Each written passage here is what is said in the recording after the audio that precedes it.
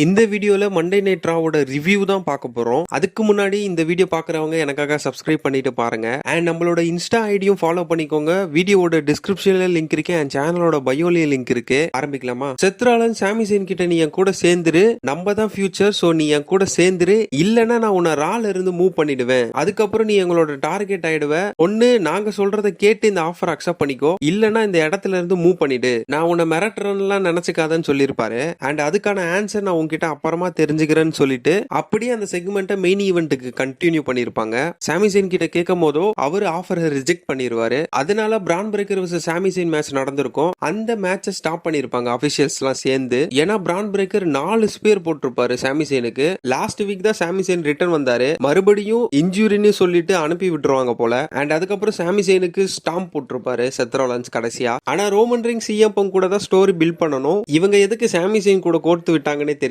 இப்ப கிடைச்சிருக்க நியூஸ் படி Roman rings ஒரு மாசத்துக்கு வரமாட்டாரு, ஜூன்ல தான் பார்க்க போறோம். சோ எப்படி போகுதுன்னு பார்ப்போம். பேட் மேக்கெஃபிக்கும் தி ரிங் ஜெனரல் குந்தருக்கும் WWE பிளாக் கிளாஷ்ல மேட்ச் கன்ஃபார்ம் பண்ணிருக்காங்க. பெக்கி லிஞ்சுக்கும் லைரா வல்கிரியாக்கும் ஐசி டைட்டிலுக்கான மேட்ச் கன்ஃபார்ம் பண்ணிருக்காங்க WWE பிளாக் கிளாஷ்ல. இந்த விஷயங்கள் தான் எனக்கு முக்கியமா பட்டுச்சு மண்டே நைட் ரால. சோ நான் எதனா மிஸ் பண்ணியிருந்தேன்னா கமெண்ட்ல சொல்லுங்க, நானும் தெரிஞ்சுக்கிறேன் அண்ட் மத்தவங்களும் தெரிஞ்சுக்கிட்டோம். நம்ம நெக்ஸ்ட் வீடியோல பார்ப்போம். அண்ட் முக்கியமா எல்லாருமே மைண்டையும் ஹெல்த்தையும் நல்லா பாத்துக்கோங்க. பை.